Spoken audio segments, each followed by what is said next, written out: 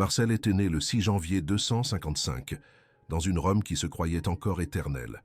Fils de Projectus, un Romain ordinaire, il a grandi au sein d'une famille chrétienne durant une période de paix relative. Personne n'imaginait que des décennies plus tard, cet homme serait choisi pour une mission impossible, restaurer la dignité d'une fonction que le dirigeant précédent aurait pu trahir. Marcel est le saint patron contre les fièvres, les maladies du corps, et particulièrement de ceux qui ont besoin de courage pour diriger dans la foi et des pécheurs repentis qui souhaitent revenir vers Dieu. Son histoire semble sortir d'une série comme Succession, où quelqu'un hérite d'un trône empoisonné, ou House of Cards, où le pouvoir arrive enveloppé de scandales. Pourquoi l'Église catholique est-elle restée 4 ans sans pape? Le siège de Pierre est demeuré vide. Ce fut le plus grand vide de pouvoir que les premiers chrétiens aient jamais connu. La raison ne fut pas seulement la persécution, ce fut la honte. Le pape précédent, Marcellin, aurait pu renier le Christ publiquement lors de l'intense persécution de l'empereur Dioclétien, en offrant de l'encens aux dieux romains pour sauver sa propre vie. Son nom est absent de la liste officielle des papes, étant le seul manquant. Ces 4 années ne furent pas seulement l'absence d'un chef. Elles furent un traumatisme collectif que personne ne savait comment guérir. L'Empire romain était en plein effondrement. Dioclétien avait divisé le tout en 4 parties, avec 4 empereurs tentant de maintenir un monde qui s'écroulait. C'est alors que survint la dernière et la plus brutale persécution des chrétiens. Rome était sous le contrôle de Maximien, puis de son fils Maxence. Les ordres impériaux étaient clairs: détruire les églises, brûler les Bibles, arrêter les prêtres. Les chrétiens furent contraints de choisir entre renier le Christ ou affronter des conséquences terribles. Beaucoup cédèrent pour survivre, beaucoup donnèrent leur vie pour la foi. Et la confiance en Dieu fut testée comme jamais auparavant dans l'histoire. Pendant que Marcel grandissait à Rome, personne n'imaginait qu'il serait choisi pour restaurer ce qui semblait perdu à jamais. L'Église n'avait pas seulement des bâtiments détruits, elle avait une blessure de confiance ouverte depuis 4 ans. Élire un nouveau pape signifiait admettre que le précédent avait échoué. Cela signifiait affronter une question que personne ne voulait trancher. Que faire des milliers de chrétiens qui avaient renié Jésus pour rester en vie? La communauté attendait un chef, mais elle était paralysée par la douleur et la honte de ce qui s'était passé.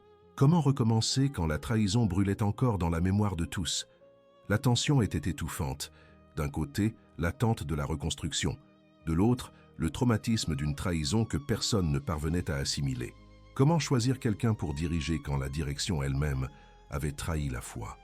Comment restaurer l'autorité quand l'autorité avait renié le Christ? Marcel serait l'homme de la brèche, celui que le prophète Ézéchiel a décrit. Quelqu'un qui colmate la brèche dans le mur et se tient entre le jugement et le peuple. Josué reçut l'ordre d'être fort et courageux en héritant de la direction de Moïse. Marcel recevrait le même appel, mais dans des circonstances inimaginablement pires. Parfois, Dieu choisit des dirigeants non pour des situations idéales, mais pour hériter de désastres. Le caractère se révèle non pas en partant de zéro, mais en reconstruisant sur des ruines empoisonnées. Marcel ne le savait pas encore, mais sa vie entière avait été une préparation à ce moment. Et le prix serait plus élevé que ce que quiconque pouvait imaginer. Marcel a grandi en voyant l'Église sortir de sa cachette. Durant son enfance et sa jeunesse, les chrétiens ont vécu des années de paix relative, une période où la foi pouvait être pratiquée ouvertement sans crainte constante. De petits groupes secrets se sont transformés en communautés vibrantes réparties dans tout Rome. L'Église était plus grande et plus forte que jamais, mais cette paix était fragile, et Marcel était sur le point de le découvrir de la pire façon possible. Quand la persécution de Dioclétien a éclaté, tout ce qui avait été construit en plusieurs décennies s'est effondré en quelques mois. Et Marcel, déjà ordonné prêtre sous le pape Marcellin, se trouvait au centre de la tourmente. La classe sociale de Marcel demeure un mystère, mais il a eu accès à une éducation suffisante pour devenir prêtre, ce qui suggère une origine issue de la classe moyenne romaine. Ce qui définit réellement Marcel n'est pas d'où il venait, mais ce qu'il a fait quand tout s'est écroulé. Tandis que les évêques fuyaient Rome, que certains chrétiens renièrent la foi pour sauver leur vie, et que d'autres étaient emmenés pour rendre le témoignage suprême dans les catacombes, Marcel est resté. Il a exercé son ministère en secret, il a célébré la messe dans des maisons cachées, il a baptisé dans l'obscurité de la nuit, Il a enterré les corps de ceux qui n'avaient pas cédé. Il était l'un des rares à ne pas avoir renié la foi, à ne pas avoir fui, à ne pas avoir abandonné. Durant les 4 années sans pape, il n'y a pas eu de réel vide de direction spirituelle. Ce furent des prêtres comme Marcel qui ont maintenu l'Église en vie. Ils ont administré la foi alors qu'il n'y avait plus de structure officielle, plus de sécurité, et que chaque célébration pouvait signifier l'emprisonnement ou pire. Marcel faisait déjà le travail d'un pape sans en avoir le titre. Il dirigeait déjà quand personne d'autre ne pouvait ou ne voulait le faire. Sa formation ne s'est pas faite dans des séminaires tranquilles avec des livres et des professeurs. Elle s'est faite au feu de la persécution la plus intense que le christianisme ait jamais connue. Chaque jour était un choix entre fidélité et survie. L'Empire était en lambeaux. Des décennies de crise avaient laissé Rome vulnérable et instable. Mais avant la persécution, l'Église avait connu une croissance impressionnante. Marcel a vu cette expansion de ses propres yeux. Il a vu des communautés entières se former, des familles entières embrasser la foi. Et puis il a vu tout être détruit en quelques mois. Il a été témoin du fait que le dirigeant précédent, Marcellin, avait possiblement renié le Christ pour survivre. Il a vu des confrères prêtres donner leur vie pour la foi. Il en a vu d'autres trahir tout ce qu'ils avaient à prêcher. La tension entre désespoir et fidélité a façonné chaque jour de sa vie durant ces années terribles. Quelque chose d'extraordinaire s'est produit en Marcel durant cette période. L'homme qui a survécu quand tant d'autres sont tombés n'a pas survécu par hasard. Il a survécu parce qu'il a choisi, jour après jour, de rester fidèle même quand la fidélité semblait être une folie. Pendant que d'autres débattaient de théologie dans des lieux sûrs, Marcel était dans les tranchées pour maintenir la foi vivante. Il a appris que la véritable direction spirituelle ne se forme pas en temps de paix, mais quand on est la seule lumière qui refuse de s'éteindre. Paul a écrit dans la 2e épître à Timothée qu'il fallait prendre part aux souffrances comme un bon soldat du Christ. Pour Marcel, ce n'était pas seulement une belle phrase, c'était sa vie à chaque seconde. Marcel n'a pas été choisi comme pape, bien qu'il ne fût qu'un simple prêtre. Il a été choisi précisément pour cette raison. Tandis que la hiérarchie s'effondrait, ce furent des hommes comme lui qui ont soutenu l'Église. Sa normalité était son pouvoir. Sa fidélité silencieuse dans les catacombes valait plus que n'importe quel titre pompeux. L'Épître aux Philippiens parle de connaître le Christ à travers la participation à ses souffrances. Marcel a connu le Christ de cette manière, dans le lieu le plus sombre possible, et cette formation par le feu l'a préparé à affronter la mission la plus difficile qu'un chef chrétien puisse recevoir. Personne ne voulait être pape en 308. Accepter ce poste signifiait hériter d'une Église physiquement détruite, moralement divisée et spirituellement blessée. Les bâtiments avaient été confisqués, le clergé était décimé, les fidèles étaient en guerre les uns contre les autres. Et il y avait une question explosive à laquelle personne ne parvenait à répondre. Que faire des milliers de chrétiens qui avaient renié le Christ pour sauver leur peau? Marcel n'était pas marié, n'avait pas de profession séculière. Il était prêtre, un survivant, l'un des rares à avoir traversé l'enfer sans céder ni abandonner. En mai 308, il fut élu pape. Et avec cette élection, il hérita du dilemme le plus difficile que l'Église ait jamais affronté. La crise des chrétiens ayant renié la foi n'était pas abstraite. C'étaient des personnes réelles, des milliers, divisées en différentes catégories. Certains avaient brûlé de l'encens aux dieux païens sous la menace. D'autres avaient acheté de faux certificats de sacrifice pour tromper le système impérial. D'autres encore avaient livré les Bibles aux autorités pour sauver leur propre vie. Chaque groupe exigeait une réponse différente. Mais laquelle? Les plus rigoureux disaient que renier le Christ était impardonnable à jamais. Les plus tolérants voulaient réadmettre tout le monde immédiatement, sans question, sans repentir. Marcel a choisi le chemin le plus difficile, le juste milieu. Une démonstration publique de repentir, mais une réconciliation possible. Le contexte politique rendait tout encore plus complexe. Maxence, fils de l'ancien persécuteur Maximien, avait pris le pouvoir à Rome 2 ans auparavant. Il était pragmatique et ne persécutait pas activement les chrétiens. Cela a créé une fenêtre de tolérance qui a permis l'élection de Marcel, mais la blessure était ouverte et saignait. Comment juger ceux qui avaient renié la foi sans être hypocrites, alors que le précédent pape lui-même avait pu faire de même? Comment réorganiser une église sans ressources, sans bâtiments, sans structure? Comment exiger le repentir de personnes qui étaient terrorisées, brisées, honteuses? Le conflit interne de Marcel était réel. Le conflit externe serait dévastateur. La décision de Marcel a changé l'histoire de l'Église à jamais. Il a établi que renier le Christ était gravissime, mais pas impardonnable.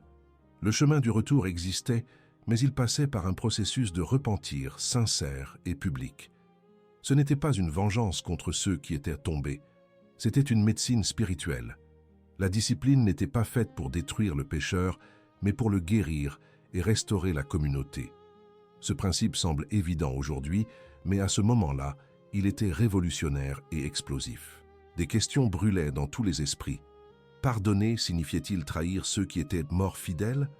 Ne pas pardonner signifiait-il condamner des milliers de personnes à l'exclusion éternelle? Jésus avait donné, dans Matthieu, les clés du royaume à Pierre, l'autorité de lier et de délier. Et dans Jean, il avait donné l'appel spécifique, paître les brebis, même les blessés. La communauté chrétienne était déchirée, des familles étaient divisées, des amis étaient devenus des ennemis. Certains voyaient Marcel comme un sauveur apportant l'espoir d'une réconciliation. D'autres le voyaient comme un traître envers les martyrs qui avaient donné leur vie. La tension entre justice et compassion, entre fermeté et miséricorde, a atteint des niveaux insupportables. Marcel savait que son choix aurait des conséquences terribles. Il savait qu'exiger un repentir réel lui coûterait sa popularité, sa paix et peut-être sa vie. Mais il a choisi la vérité plutôt que le confort. Il a choisi la conversion sincère plutôt que la fausse réconciliation. Il a choisi le chemin étroit que Pierre et tous les apôtres avaient de parcouru avant lui. Une véritable direction spirituelle ne consiste pas à choisir entre des extrêmes faciles. Le rigorisme exclut et détruit, la tolérance excessive banalise et trompe. Marcel a eu le courage d'exiger ce qui était nécessaire, sachant qu'il serait détesté pour cela. Il ne cherchait pas les applaudissements. Il cherchait une véritable restauration. Il ne cherchait pas la popularité. Il cherchait la sainteté, et le prix de cette intégrité serait payé par la souffrance, les larmes et l'exil. Mais au moment de son élection, Marcel connaissait déjà la vérité. Certains appels ne viennent pas avec une promesse de succès. Ils viennent avec une promesse de croix. La politique de Marcel était simple, mais inacceptable pour beaucoup. Si vous avez renié le Christ publiquement, vous devez également le reconnaître publiquement. Un véritable repentir ne se fait pas en secret. Les chrétiens qui avaient renié la foi, menés par quelqu'un qui avait trahi avant même que la persécution ne commence, ont exigé une réadmission immédiate sans repentir public. Marcel a refusé. Il n'était pas cruel. Il était honnête. Banaliser la trahison aurait été mépriser le sacrifice de ceux qui étaient morts fidèles. Et cette honnêteté radicale a mis le feu à Rome. Les tensions ont explosé à la fin de l'année 308, divisant la communauté chrétienne en deux. Le pape Damas Ier, des décennies plus tard, a écrit une inscription sur Marcel qui révèle la gravité de la situation. Il a dit que Marcel, chef épris de vérité, fut considéré comme un ennemi par tous ceux qui avaient renié la foi, parce qu'il insistait pour qu'ils accomplissent le repentir public prescrit pour leurs fautes. De graves conflits éclatèrent, certains se terminant par de douloureux sacrifices, et tout lien de paix fut brisé. La division a coupé des familles en deux. Des amis de longue date sont devenus des adversaires. Des frères dans la foi s'affrontaient désormais dans les rues de Rome. Marcel a maintenu sa position, même s'il savait que le danger augmentait chaque jour. Maxence, l'empereur qui gouvernait Rome, n'était pas un persécuteur religieux. Il se souciait plus de maintenir l'ordre dans la ville que des questions de foi. Mais les troubles causés par le conflit entre Marcel et ceux qui avaient renié la foi déstabilisaient Rome. Des chrétiens se battaient contre d'autres chrétiens. Des émeutes éclataient dans les rues. Maxence a vu une solution simple, exiler le pape. Non pas parce qu'il était chrétien, mais parce qu'il troublait la paix. L'ironia était douloureuse. Marcel ne fut pas persécuté pour sa foi. Il fut exilé parce que son intégrité causait le chaos. Faire ce qui est juste a abouti à un conflit violent, et il fit face à la question la plus difficile. Aurait-il dû céder pour maintenir la paix? Le dilemme torturait Marcel. Sa sainteté était perçue comme un problème. Sa défense de la vérité était traitée comme un crime contre l'ordre public. Il aurait pu tout faciliter. Il aurait pu dire oui à ceux qui demandaient un pardon facile, accueillir tout le monde sans exigence, maintenir l'apparence de l'unité. Mais cela aurait été un mensonge.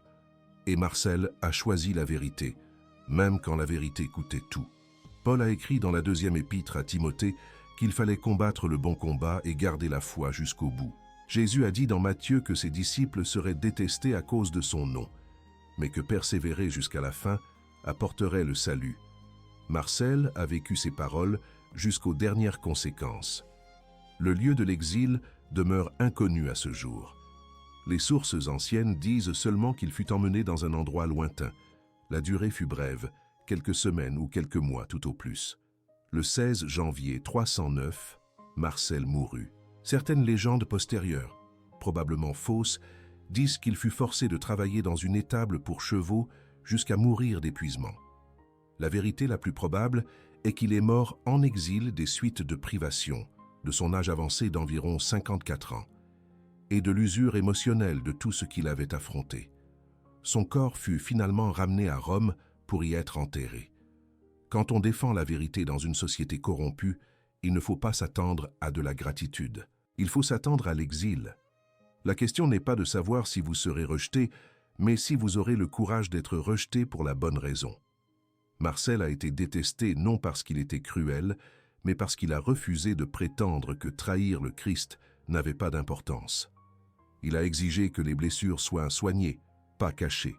Et il est mort loin de chez lui, loin des fidèles qu'il aimait, loin de l'Église qu'il avait tenté de restaurer. Mais sa persévérance dans la souffrance, son don final dans l'exil, son refus de céder même sous une pression insupportable, tout cela parle plus fort que n'importe quelle victoire facile. Marcel a eu 8 mois. 8 mois pour reconstruire une église dévastée, réorganiser une communauté divisée, restaurer la confiance dans une institution entachée par la trahison. La plupart des gens auraient abandonné avant de commencer. Mais Marcel a fait quelque chose que personne n'attendait. Il a créé 25 paroisses à Rome, chacune avec un prêtre responsable. Cela semble simple, mais c'était révolutionnaire. Avant la persécution, l'Église fonctionnait de manière décentralisée et confuse. Marcel a transformé le chaos en système. Chaque paroisse est devenue responsable de baptiser, d'accompagner le repentir de ceux qui avaient renié la foi, d'enterrer les morts et de célébrer ceux qui avaient donné leur vie pour la foi. C'était une machine en marche là où il n'y avait auparavant que de l'improvisation. Pourquoi 25 paroisses spécifiquement? Et pourquoi cela fut-il si révolutionnaire que cela dura 300 ans? Marcel n'a pas inventé les paroisses à partir de rien. Il a formalisé ce qui existait déjà dans la clandestinité. Durant la persécution, des prêtres comme lui administraient des cellules secrètes de fidèles dans des maisons privées. Marcel a pris ces réseaux secrets et les a transformés en une structure officielle. Ce fut le passage de l'église clandestine à l'église publique structurée. Il a également créé un cimetière officiel sur la Via Salaria, le Coemeterium Novellae, car même les morts avaient besoin de dignité et d'organisation. Tout ce qui se faisait en cachette avait désormais un lieu, un ordre et un but. La transformation fut impressionnante. Rome comptait des millions d'habitants. L'Église avait été persécutée pendant des années. Les lieux de culte avaient été détruits ou confisqués, et Marcel a réorganisé tout cela en moins d'1 an avant d'être exilé. C'est comme reconstruire tout un système hospitalier en pleine épidémie. Des bâtiments confisqués aux 25 paroisses organisées, des prêtres dispersés et cachés à une direction aux responsabilités claires, d'un repentir informel fait à la hâte à un système structuré de restauration. Des enterrements clandestins nocturnes, à un cimetière officiel où les chrétiens pouvaient honorer leurs morts avec dignité. Le système créé par Marcel a perduré jusqu'au 7e siècle. Plus de 300 ans plus tard, l'Église de Rome utilisait encore la structure qu'il avait mise en place en 8 mois. Ce n'était pas de la chance, c'était de la vision. Marcel n'a pas construit quelque chose qui dépendait de sa présence. Il a construit quelque chose qui fonctionnerait après son départ. Et il est parti plus tôt que quiconque ne l'imaginait. Mais ce qu'il a laissé est resté vivant. L'église San Marcello al Corso, construite sur le lieu supposé de son emprisonnement, conserve encore aujourd'hui un crucifix qui a survécu à un incendie en 1519. Les gens le disent miraculeux, et c'est peut-être vrai. Tout comme fut miraculeux ce que Marcel a réussi à accomplir en si peu de temps. Une direction transformatrice ne se mesure pas aux années passées en fonction, mais aux systèmes qui survivent à votre absence. Marcel a eu 8 mois. Il a créé une structure qui a duré 300 ans. Vous avez du temps. Mais avez-vous de la vision? Votre Église, votre communauté, votre famille fonctionne-t-elle ou est-elle organisée pour croître sans vous? Marcel n'a pas construit autour de lui-même. Il a construit pour l'après. L'Exode parle de Moïse déléguant la direction, établissant des chefs sur de petits groupes. La première épître aux Corinthiens parle de tout faire avec ordre et décence. Marcel a vécu ces principes de manière radicale, et le résultat a traversé les siècles. Parfois, nous regardons le peu de temps qu'il nous reste et nous abandonnons avant même de commencer. Marcel nous enseigne que ce n'est pas une question de temps, c'est ce que l'on fait de ce temps qui compte. Il aurait pu passer 8 mois à simplement éteindre des incendies, à gérer des crises, à essayer de maintenir la paix. Au lieu de cela, il a construit, il a organisé, il a structuré. Et quand il fut arraché à ses fonctions et emmené en exil, l'Église a continué. Car il n'était pas le système, il a créé le système. Et c'est là la différence entre les chefs qui laissent un vide en partant et ceux qui laissent un héritage. Marcel n'a pas inventé le rigorisme. Il a inventé quelque chose de bien plus difficile. L'équilibre entre la vérité et la miséricorde. D'un côté, il y avait les rigoristes, qui disaient que renier le Christ était impardonnable éternellement. De l'autre, les tolérants, qui voulaient réadmettre tout le monde immédiatement sans aucun processus. Marcel a choisi la voie du milieu, la plus difficile de toutes. Il a dit que trahir la foi était gravissime, mais pardonnable par un repentir public et sévère. Ce n'était pas de la vengeance, c'était de la médecine spirituelle. La rigueur n'était pas là pour détruire le pécheur, mais pour le guérir et restaurer la communauté en même temps. Ce concept révolutionnaire a influencé de grands conciles dans les années qui ont suivi et a façonné ce que nous connaissons aujourd'hui comme le sacrement de la confession. Comment l'Église maintient-elle la sainteté sans exclure les pécheurs repentis? C'était la question à laquelle personne n'arrivait à répondre. Imaginez que trahir la foi est comme un cancer spirituel. Les rigoristes disaient « La personne atteinte du cancer est morte, abandonnez-la ». Les tolérants disaient « Ignorez le cancer, agissez comme s'il n'existait pas ». Marcel a dit « Chirurgie radicale par le repentir public, puis réhabilitation par la réconciliation ». Est-ce que ça fait mal? Oui. Est-ce que ça tue le cancer? Aussi. Est-ce que ça guérit le malade et protège la communauté? Exactement. C'était la méthode de Marcel, et c'est pour cela qu'il a été détesté par les deux camps. Les rigoristes le trouvaient trop doux, les tolérants le trouvaient trop dur. Mais il avait raison. L'impact fut immédiat et douloureux. Sa politique a provoqué les conflits violents de 308 et 309 qui l'ont mené à l'exil. Mais la victoire est venue après. Le système de repentir de Marcel, confession publique suivie d'un processus de restauration puis de réconciliation, est devenu la base du sacrement de la confession qui existe jusqu'à aujourd'hui. Le problème a causé de la violence à court terme. Le principe a établi la vérité à long terme. L'Église pardonne mais exige un repentir sincère. Ce n'est pas automatique, ce n'est pas facile, ce n'est pas superficiel.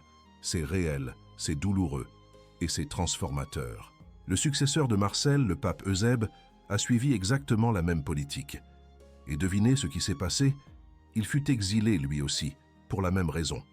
Cela montre deux choses.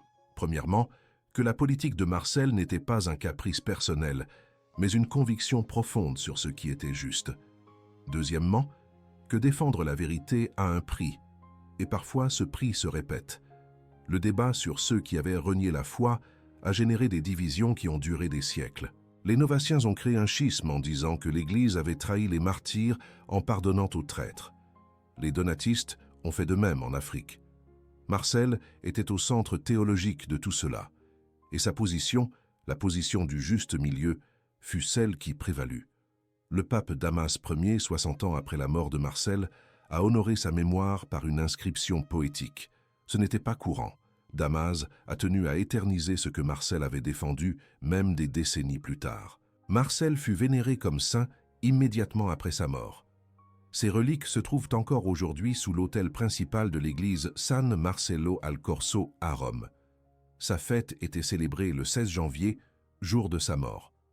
En 1969, la date a été retirée du calendrier général de l'Église, mais elle continue d'être célébrée localement à Rome. La reconnaissance est venue, la justification est venue, mais elle est venue trop tard pour que Marcel puisse en profiter. Matthieu parle du processus de discipline dans l'Église, de la confrontation du péché avec amour, mais aussi avec fermeté. La deuxième épître aux Corinthiens parle de la discipline suivie du pardon, de la réaffirmation de l'amour après le repentir. Marcel a vécu ces principes quand personne d'autre n'en avait le courage. Il a payé le prix d'être un pionnier. Mais son héritage a traversé les siècles. Chaque fois qu'un catholique va se confesser aujourd'hui, il vit le principe que Marcel a établi par sa propre vie. Un péché grave exige un repentir sincère, mais la réconciliation est possible. Elle l'a toujours été, elle le sera toujours. Marcel a été perçu comme un ennemi par ceux qui avaient renié la foi, non pas parce qu'il était cruel, mais parce qu'il a refusé de prétendre que trahir le Christ n'avait pas d'importance. Sa rigueur était une honnêteté radicale. Si vous avez renié le Christ publiquement, vous devez également le reconnaître publiquement. Il ne s'agissait pas d'humiliation, il s'agissait de vérité et de guérison. Et cette posture nous enseigne 3 leçons profondes sur la direction en temps de crise. Des leçons qui fonctionnent aujourd'hui de la même manière qu'elles fonctionnaient il y a plus de 1700 ans. Ce sont des principes intemporels sur le courage, l'amour véritable et la construction d'un héritage. Explorons chacune de ces leçons et comment les appliquer dans la vie réelle. Première leçon. Accepter les héritages empoisonnés. Marcel n'a pas choisi d'être pape à un moment favorable. Il a accepté le siège après 4 ans de vide et après le scandale du dirigeant précédent. La direction chrétienne ne consiste pas à attendre des conditions idéales. C'est dire oui quand tout le monde dit que c'est impossible. Êtes-vous un pasteur qui a hérité d'une église divisée, un manager qui a repris une entreprise en crise, un père ou une mère tentant de reconstruire une famille après un traumatisme? Ne fuyez pas les héritages difficiles. Dieu vous choisit pour cela, pas malgré cela. Marcel nous montre que les meilleurs chefs ne sont pas choisis pour des situations parfaites. Ils sont choisis pour réparer ce que d'autres ont brisé. Deuxième leçon. Une véritable discipline est un amour exigeant. Marcel a exigé un repentir public non par sadisme, mais parce que banaliser la trahison aurait été mépriser le sacrifice de ceux qui étaient morts fidèles. Un amour qui n'exige pas de repentir n'est pas de l'amour, c'est de la complicité. Pensez aux églises d'aujourd'hui qui évitent la discipline par peur d'offenser, aux parents qui ne corrigent pas leurs enfants par peur d'accorder un traumatisme, aux chefs qui ignorent un péché grave dans l'équipe au nom de l'unité. La question que pose Marcel est « Êtes-vous miséricordieux ou lâche ?» Les proverbes parlent des blessures fidèles d'un ami contre les baisers trompeurs de l'ennemi. L'épître aux Galates parle de corriger avec un esprit de douceur mais de corriger tout de même. Marcel a vécu cela, et il en a payé le prix. Troisième leçon, construisez pour l'après. Marcel a eu 8 mois de direction. Il a créé un système qui a duré 300 ans. La direction se mesure à l'héritage qui fonctionne en votre absence, pas à quel point vous êtes indispensable. Pensez aux chefs qui créent de la dépendance. Sans eux, tout s'arrête. Ce sont des systèmes construits autour de la personnalité, pas des principes. Marcel a fait l'opposé. Il a structuré 25 paroisses, chacune avec un prêtre responsable. Quand il fut exilé, l'Église a continué, parce que le système, ce n'était pas lui. Si vous quittiez demain votre Église, votre travail, votre famille, que survivrait-il? C'est la question que Marcel nous force à affronter. La pertinence de ces leçons aujourd'hui est frappante.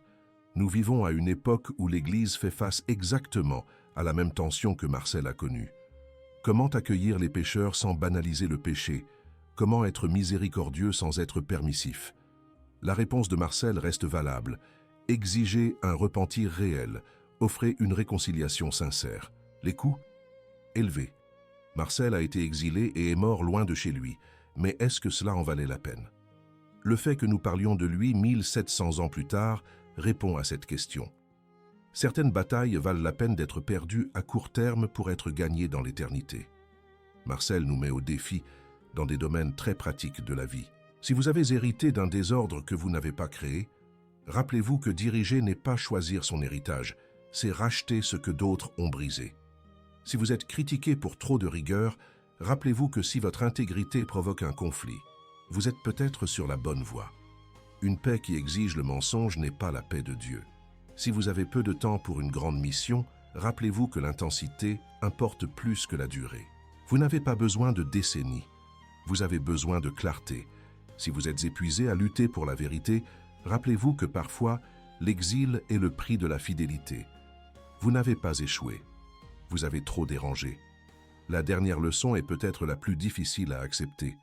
Si vous doutez que la discipline soit de l'amour, souvenez-vous de Marcel exigeant un repentir public de la part de ceux qui avaient renié la foi. Un amour facile ne transforme pas. Une médecine amère guérit. Le sucre adoucit mais tue. Et Marcel a choisi de guérir, pas d'adoucir. Il a choisi de transformer, pas de plaire. Il a choisi l'éternité, pas la popularité. Et ce choix l'a mené à l'exil et à la mort. Mais il l'a aussi mené à la sainteté. Et maintenant, la question est la vôtre. Où voulez-vous être? Aimé maintenant ou saint plus tard? De prêtre survivant à réorganisateur révolutionnaire, d'exilé à saint vénéré depuis des siècles. Ce fut le parcours de Marcel. Un homme ordinaire qui a accepté un appel impossible et a payé le prix fort pour faire ce qui est juste. Son temps en tant que pape fut bref, seulement 8 mois, mais son impact a traversé l'histoire. Le système qu'il a créé a duré 300 ans. Les principes qu'il a défendus ont façonné le sacrement de la confession jusqu'à aujourd'hui. Et l'exemple qu'il a laissé continue de défier les chefs chrétiens à choisir la vérité plutôt que la popularité, l'intégrité plutôt que le confort. Si vous avez hérité d'un désordre que vous n'avez pas créé, souvenez-vous de Marcel. Il a hérité d'une église dévastée et d'une direction entachée. Il ne s'est pas plaint. Il n'a pas attendu de meilleures conditions. Il a simplement commencé à reconstruire. Diriger, ce n'est pas choisir l'héritage parfait, c'est racheter ce que d'autres ont brisé. Vous regardez peut-être une église divisée, une entreprise en crise, une famille détruite, en pensant que vous avez hérité du mauvais problème. Mais peut-être que Dieu vous a choisi précisément pour cela. Pas malgré le désordre, mais à cause de lui. Parce que vous avez ce qu'il faut pour restaurer ce qui semble perdu. Si vous êtes critiqué pour trop de rigueur, souvenez-vous de Marcel. Il fut considéré comme un ennemi pour avoir exigé un repentir véritable. Si votre intégrité provoque un conflit, vous êtes peut-être sur la bonne voie. Une paix qui exige le mensonge n'est pas la paix de Dieu. Marcel aurait pu tout faciliter, garder tout le monde heureux, mais il aurait trahi la vérité. Parfois, faire ce qui est juste signifie être détesté. Parfois, défendre la vérité signifie perdre la paix. Et ce n'est pas un échec, c'est de la fidélité. Le monde vous traitera de radical, d'inflexible, mais Dieu voit du courage là où le monde voit de l'entêtement. Si vous avez peu de temps pour une grande mission, souvenez-vous de Marcel. 8 mois. C'est tout ce qu'il a eu. Et il a changé l'histoire. L'intensité importe plus que la durée. Vous n'avez pas besoin de décennies. Vous avez besoin de clarté. Beaucoup de chefs ont des années devant eux et ne font rien. Marcel a eu des mois et a construit un héritage éternel. La question n'est pas de savoir de combien de temps vous disposez, c'est ce que vous construisez avec ce temps. Arrêtez d'utiliser le temps comme excuse. Marcel prouve que vous pouvez faire en quelques mois ce que d'autres ne font pas en des décennies. Si vous êtes épuisé à lutter pour la vérité, souvenez-vous de Marcel. Il est mort en exil en défendant ce qui était juste. Parfois, l'exil est le prix de la fidélité. Vous n'avez pas échoué. Vous avez trop dérangé. Jésus n'a pas été crucifié parce qu'il avait tort. Il a été crucifié parce qu'il avait trop raison. Marcel a connu le même sort. Il a été écarté non pas parce qu'il avait échoué, mais parce qu'il avait trop bien dirigé. Son intégrité a exposé l'hypocrisie. Sa fermeté a révélé la lâcheté. Et c'est pour cela qu'il a été éliminé. Si vous êtes fatigué, que vous pensez à abandonner, regardez Marcel. Il est mort en exil. Aujourd'hui, il est saint. Il est mort détesté. Aujourd'hui, il est vénéré. Si vous doutez que la discipline soit de l'amour, souvenez-vous de Marcel exigeant un repentir public de la part de ceux qui avaient renié le Christ. Un amour facile ne transforme pas. Une médecine amère guérit. Le sucre adoucit mais tue. Nous vivons dans une culture qui confond l'amour avec la tolérance. la miséricorde avec la permissivité. Mais Marcel nous montre que l'amour véritable exige. L'amour véritable confronte. L'amour véritable ne vous laisse pas là où il vous a trouvé. Paul a écrit qu'il fallait prêcher la parole. Insister, reprendre, corriger, exhorter. L'Épître aux Hébreux dit de se souvenir des chefs qui nous ont précédés et d'imiter leur foi. Marcel est ce chef-là. Sa vie s'est terminée en exil, mais sa foi a traversé les siècles. Une direction sainte ne se mesure pas à quel point vous avez été aimé, mais à combien de personnes vous avez transformé, même en étant détesté durant le processus. Où préférez-vous être? Aimer maintenant ou saint plus tard?